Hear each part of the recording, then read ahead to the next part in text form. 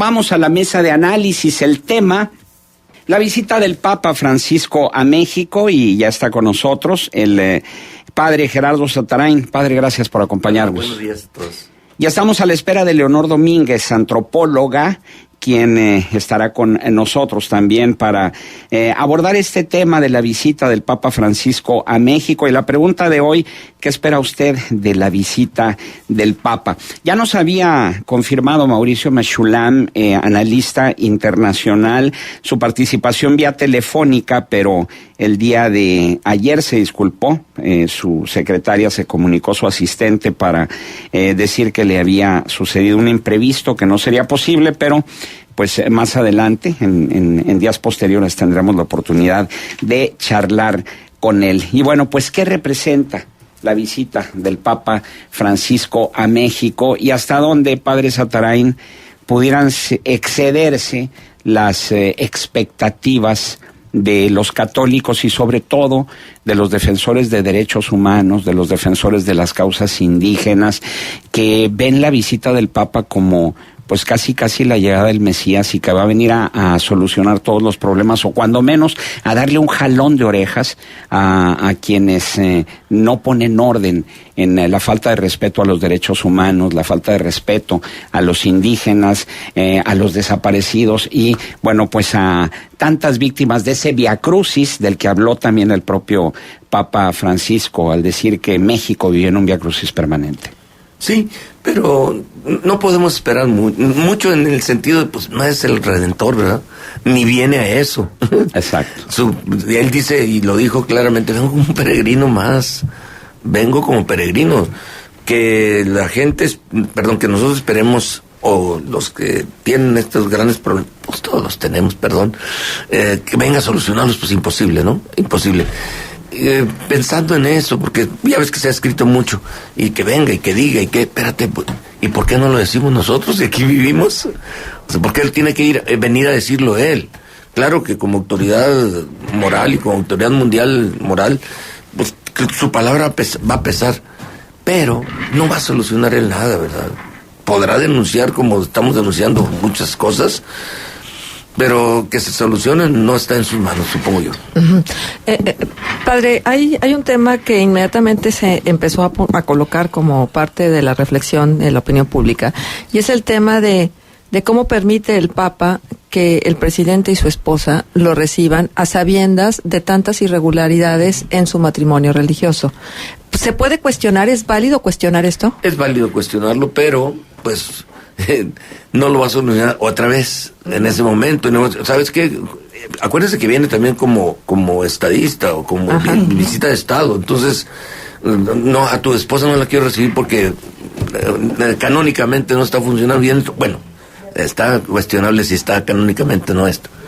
Pero, o sea, no creo que le toque a él eso, decirle a ella sí, a ti no. Y además, con la apertura y la misericordia con la que se mueve este señor, un buen hombre, pues no le toca criticar a nadie, ni señalarlo, y menos en esa instancia, ¿no?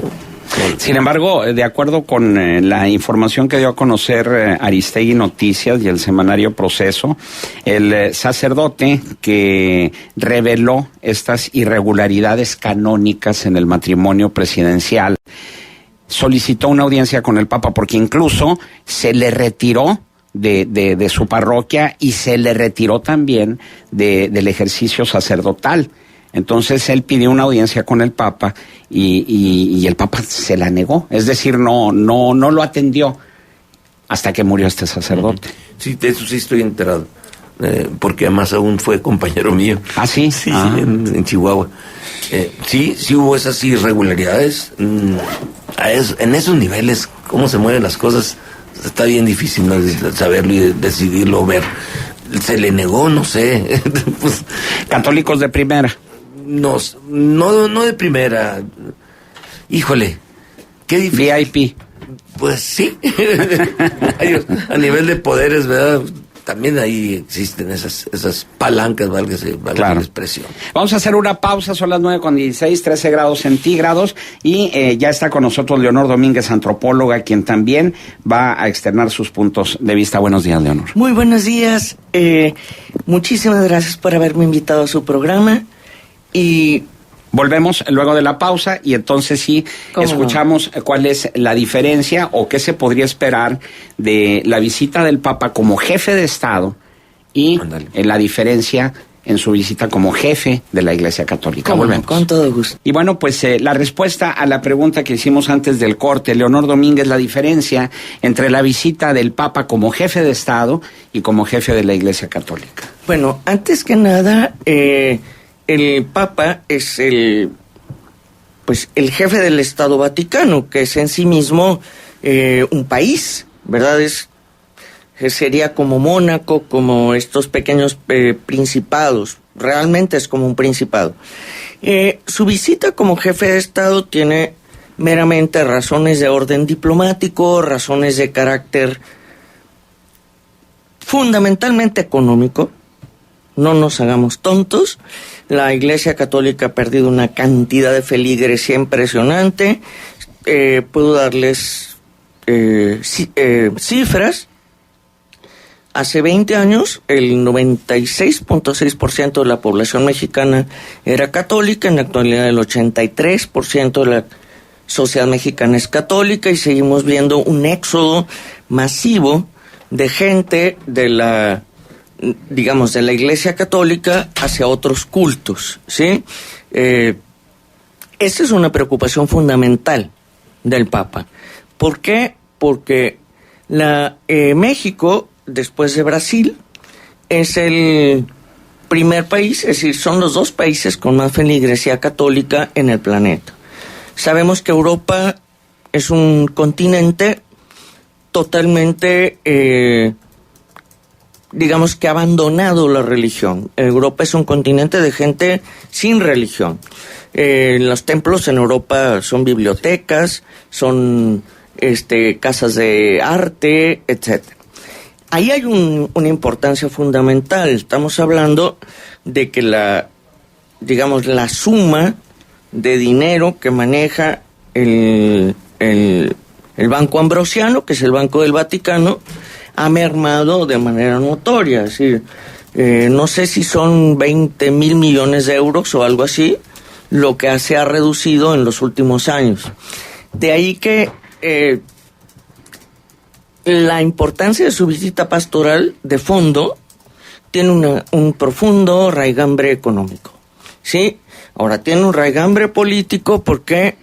Porque urge frenar el éxodo de creyentes. Uh-huh.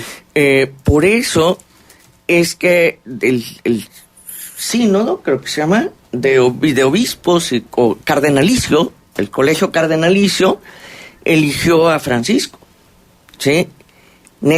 Pasamos de un papa, ultraconservador. Para mí es decir, yo no me atrevería a hablar de Juan Pablo II, ¿sí? Con todo su rating y toda su cosa, que luego se le desplomó porque estaba solapando un montón de porquería, ¿no? Luego vino Benedicto XVI, un papa totalmente eurocéntrico, basado en Europa, salido, digamos, de la Segunda Guerra Mundial, hijo de un ex guardia nazi, que en su momento fue muy progresista, allá por los años de... cuando Juan XXIII, él se ayornó, digamos, se adecuó, se puso al día en cuanto a los signos de los tiempos, pero luego le dio miedo, entonces se hizo totalmente de derechos, ¿sí? Y lo rebasó la situación. Es decir, Benedicto XVI sabía que había complots dentro del Vaticano para asesinar al Papa, sabía cómo estaba toda la porquería ahí dentro, sabía... Ay, estás contando el guión de una película o de un libro. Bueno, y ahora Benedicto XVI, paradójicamente, un Papa rebasado por la edad, por la enfermedad, por la depresión y la presión. Benedicto XVI no juega un papel inútil. Benedicto XVI es el gran consejero de Francisco. Cuando Francisco, voy a decirlo así literalmente, porque pues es un rey, ¿verdad? Es un rey, es el rey de la Iglesia Católica. Asume el trono de San Pedro. Nada más que Francisco ha hecho a un lado el trono, ¿verdad?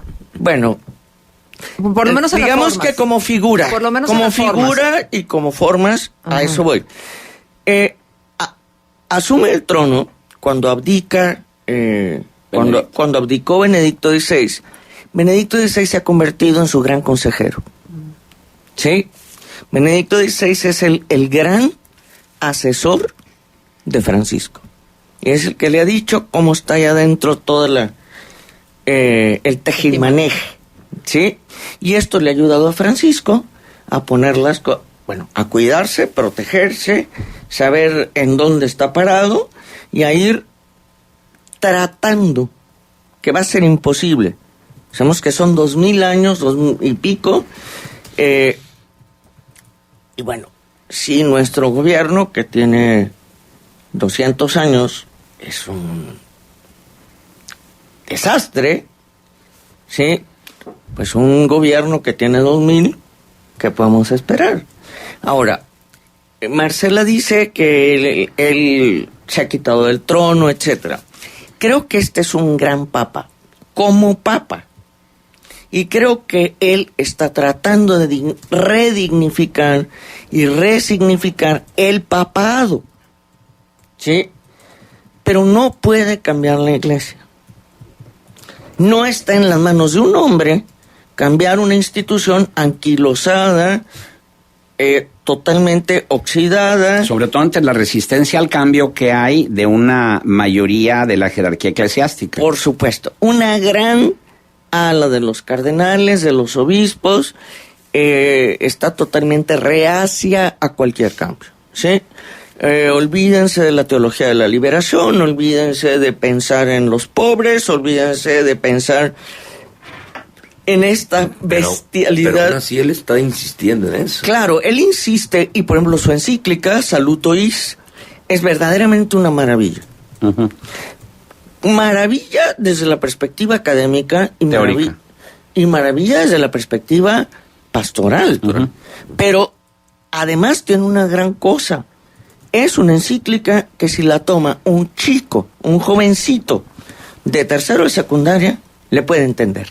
Sí. Es decir, no es un lenguaje acá elaborado. En ese sentido, el papado de Francisco creo que va a ser un excelente papado. Uh-huh. Esperemos que con tanta amenaza, porque hay amenazas por todos lados, de Al Qaeda, de ISIS, dentro de la misma iglesia, de la falange de derecha, está en una situación muy complicada. Esperemos que no le ocurra algo más que lo que naturalmente tiene que ocurrirle. Como papado va a ser un gran papado. Creo que va en América Latina, por lo menos, aunque por ejemplo Chile, Argentina, Uruguay, literalmente están un poco en la dinámica europea, ¿sí? Uh-huh. O sea, son países que han abandonado la religión, que han tenido un éxodo hacia otros movimientos sectarios o religiones serias, ¿sí? Vean ustedes la Iglesia Universal del Reino de Dios, pare de sufrir. Uh-huh. Está llena de feligreses. Vean ustedes esta otra iglesia, Enlace.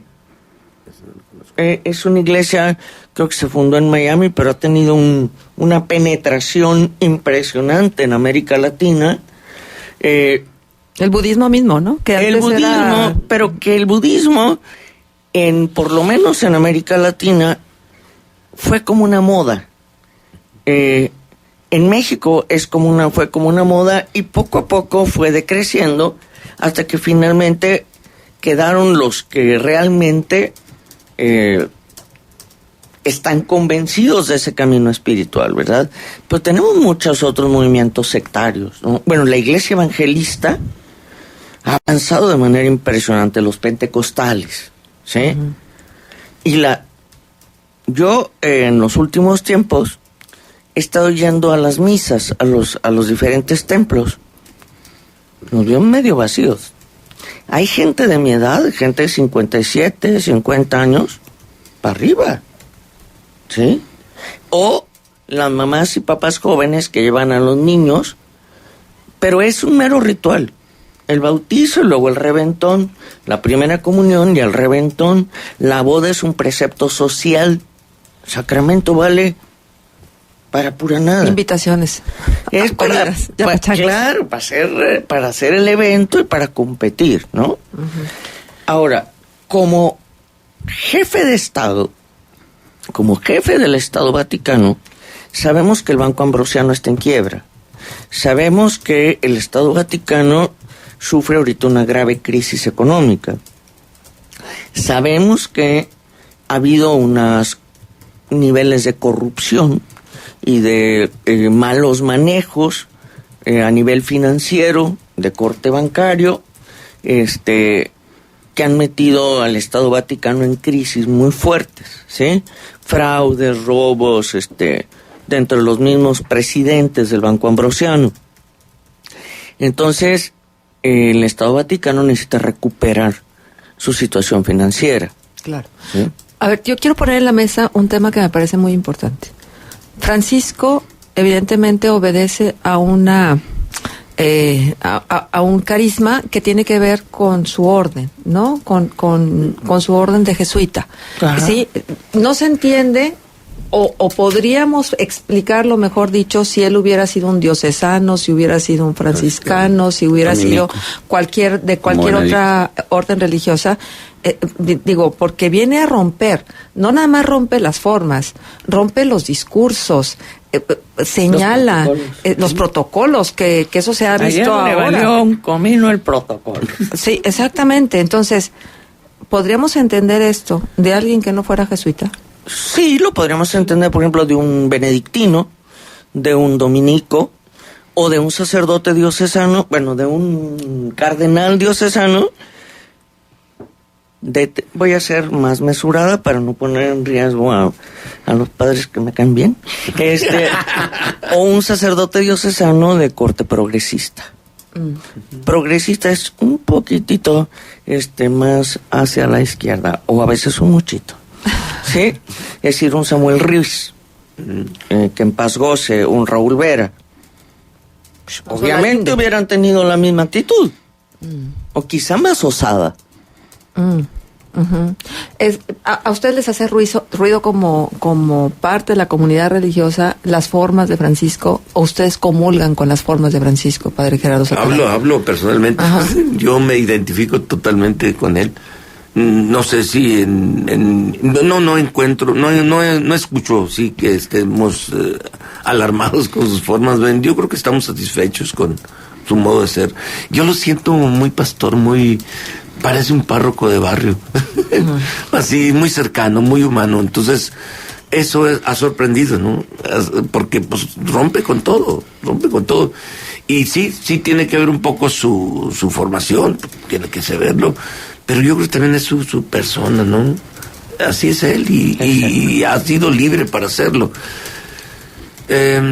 Amenazas, pues sí, yo me recuerdo que en una entrevista fuerte que le hicieron al principio, no fuerte sino larga, le decían: padre, pero ¿y por qué no quiere usar de los automóviles de blindados? Y dice: porque no, yo estoy para crear puentes, no para poner barreras, y un vidrio también te pone barreras.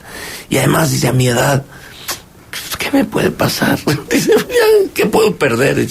O sea, es un hombre tranquilo, ¿no? Uh-huh. Un hombre de Dios, un hombre de fe. Hay participación del auditorio y vamos a dar la entrada. Luis Velázquez nos dice: los grupos sociopolíticos y religiosos son con los que se relacionó Jesús. Fueron fariseos, sumos sacerdotes, escribas, y los llamó sepulcros blanqueados, raza de víboras, a propósito de la visita de Francisco. ¿A qué grupos hoy en la actualidad les vendría bien ese calificativo? A todos, a nosotros y a usted y a mí. Pues sí. O sea, Jesús no le gustaban las hipocresías, y cualquiera de nosotros pudiera caer en esa calificativo, ¿verdad? Y en gran medida a los poderosos. Pues Claro. Quienes tienen mucho más responsabilidad en todos los órdenes de la vida. Los poderosos dentro, es decir, quienes forman realmente el aparato de Estado. Los poderosos del capital, los poderosos de la iglesia, religiosos, los poderosos del gobierno. Sí. Es decir, en esta cúpula de poder, ahí radica. Ellos son, es decir, porque los fariseos eran los ricos del momento, ¿sí?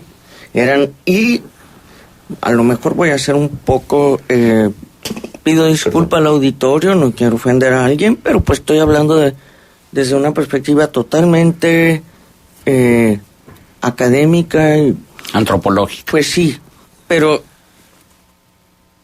el ala de ultraderecha de la Iglesia Católica, ¿sí?, que no permite el avance, que está encerrada en su nicho, que está sirviendo al poder y en una alianza un tanto cuanto promiscua con el aparato de poder.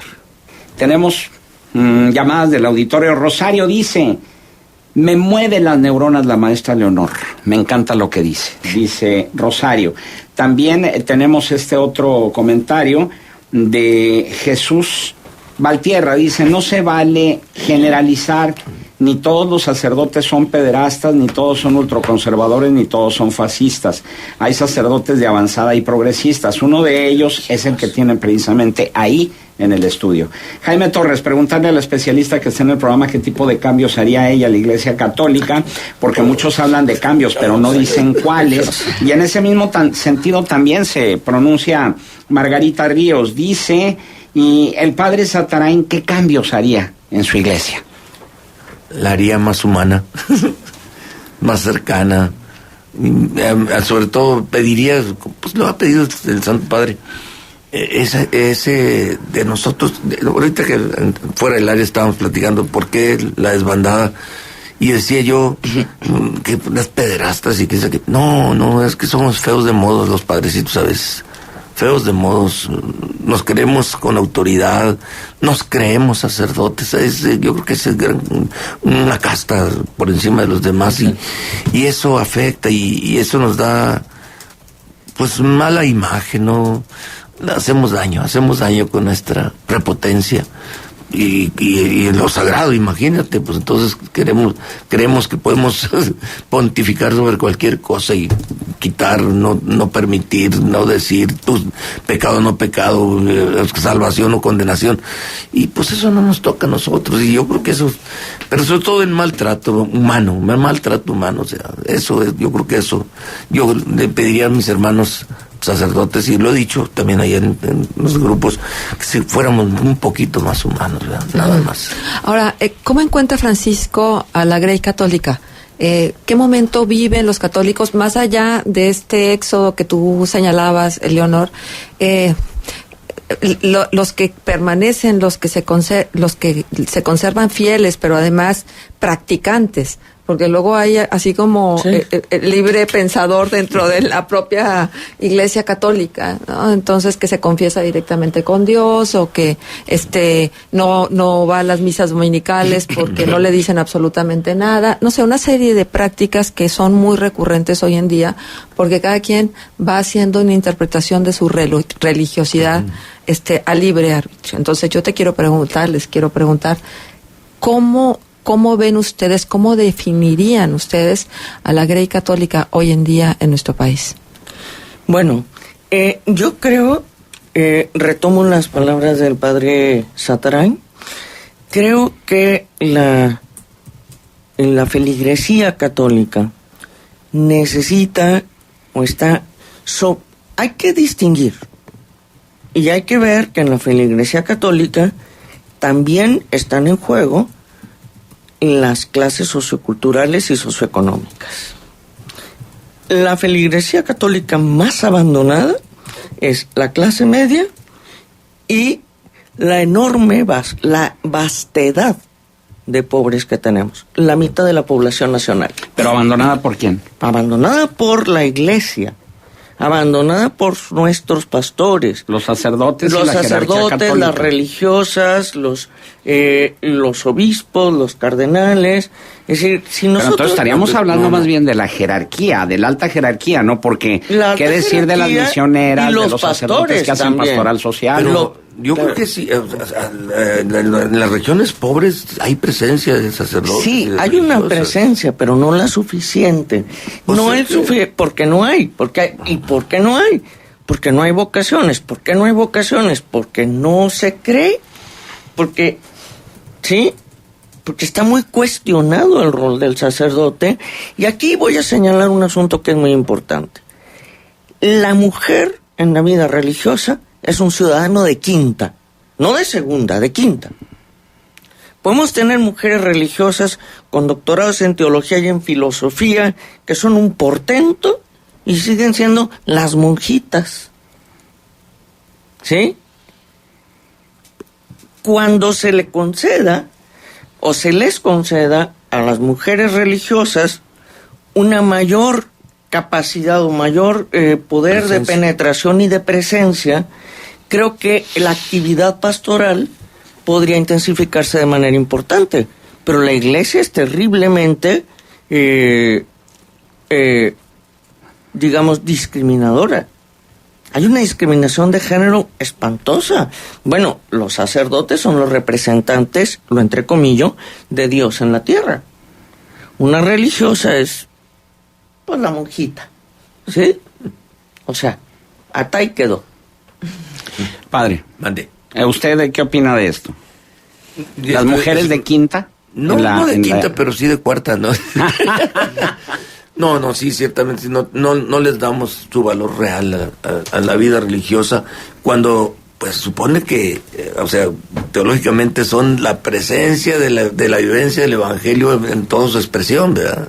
El religioso, pues, de los valores evangélicos expresados así, consagrados. Y sí, no les damos tal presencia, pero, perdón, jerárquicamente va a ser la expresión. Pero sí hacen su presencia entre los niños. El voluntariado. Entre los pobres. Entre los pobres. Es una presencia callada, como, pues, evangélica. ¿Para qué necesitan más reconocimiento cuando viven el evangelio, no? Tenemos ya muy poco tiempo, pero sí es importante abordar el tema, lo que comentábamos en el corte y lo que comentabas tú, Marcela, de qué tanto el fenómeno de la pederastia ha sido causa precisamente de esta reducción del 95% que teníamos antes, o que tenía la Iglesia Católica de fieles, a una reducción al 83%, como mencionaba Leonor. Sí impacta, claro que impacta. Y más impacta cuando solo se machaca en los curas, y los curas, espérate, hay pederastas también maestros, hay pederastas doctores, pero eso se magnifica, ¿no? No es mal de mucho. ¿Mandé? Y hay pederastas obreros. Sí, por eso. Pero, y hay mujeres pederastas. Sí, la bronca aquí es que, pues, impacta porque no somos lo que decimos, ¿verdad? No hay coherencia entre el mensaje que damos y luego estos hechos. Claro que van a impactar y van a ser increíble o no creíble nuestra predicación, ¿no? Ahora, por ejemplo, no se hace un análisis importante del lucro de estas sectas. La diferencia entre una secta y una iglesia es que una secta no tiene una estructura filosófico, teológica, histórica, que la sostenga, e histórica, ¿sí? Movimiento sectario podemos llamar los que señalé antes, ¿no? Los pentecostales, el Pare de Sufrir.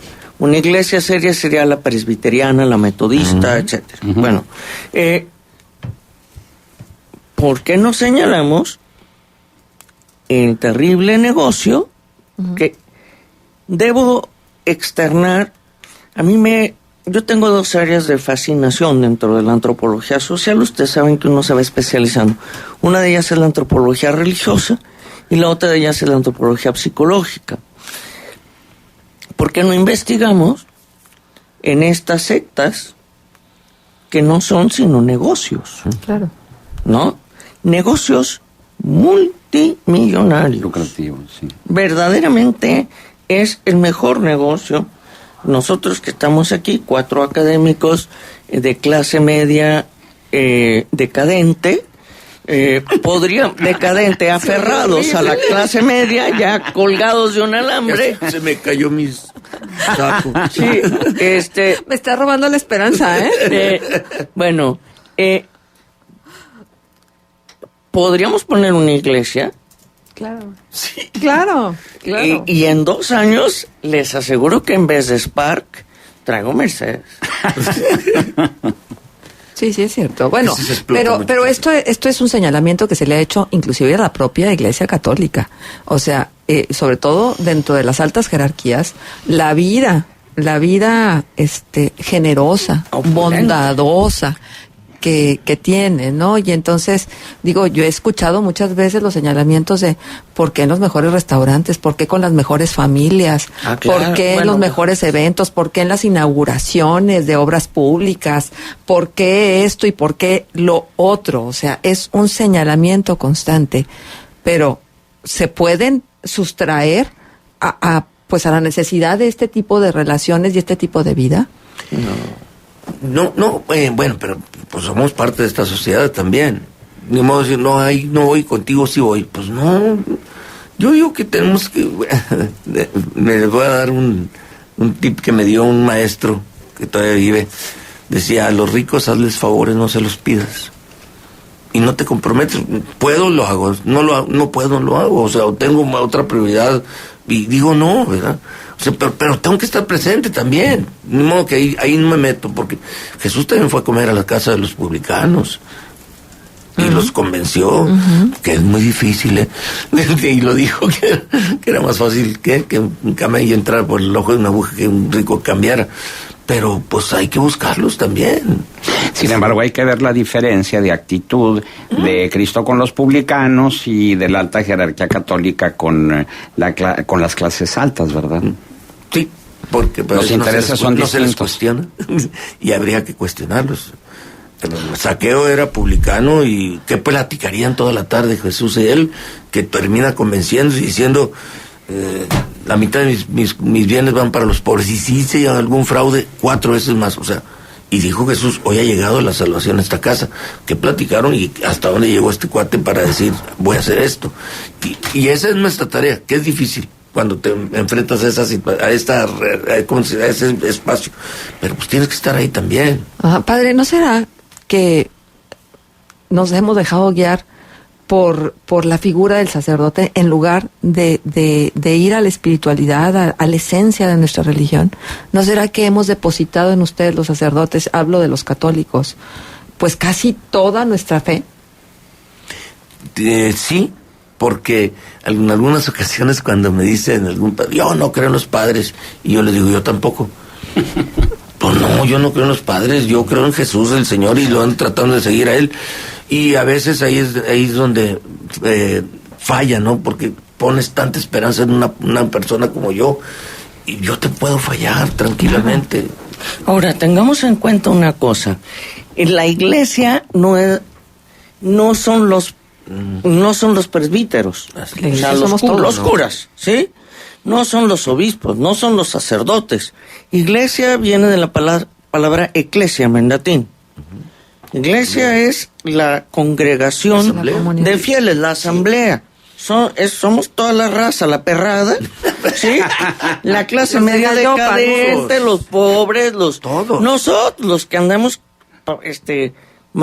poniéndole suela corrida a los zapatos y todo, pero eso sí, gastamos mucho en libros en Gandhi. Esa es la iglesia. Y entonces miren, voy a poner un ejemplo muy sencillo. Por razones diversas, porque hay ciclos que se cumplen, por lo que ustedes quieran. Yo perdí mi trabajo en diciembre del año pasado, ¿sí? Busqué trabajo por todos lados, no encontré.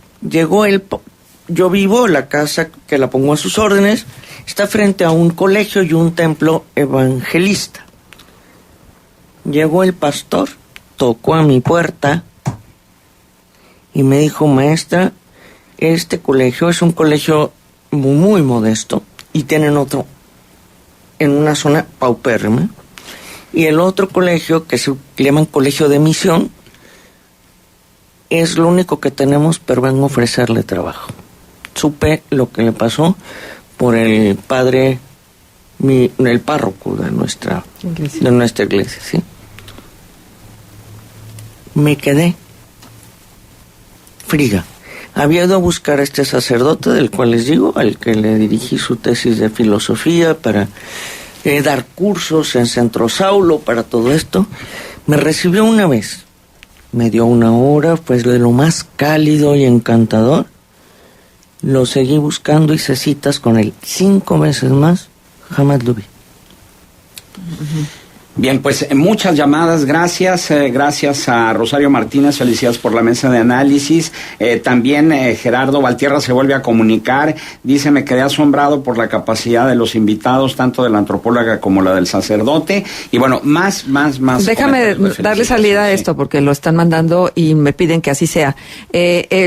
Concluyo que la Iglesia Católica se asemeja mucho a las estructuras del poder en general, la política, la social, la empresarial, absolutamente todo. Y esto otro que ya se aparta del tema, y les agradecemos. Hoy es el Día Mundial de la Radio, y nos dice: la radio marca los minutos de la vida, el periódico las horas, el libro los días.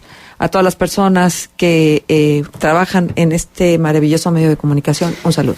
Y gracias a Leonor Domínguez, antropóloga, Gerardo Satanay, sacerdote, por su presencia aquí en esta mesa de análisis. ¿Nos vamos? Muchas gracias, para disfrutar la visita del Papa, ¿no? Por supuesto, vamos a estar empapados un ratote.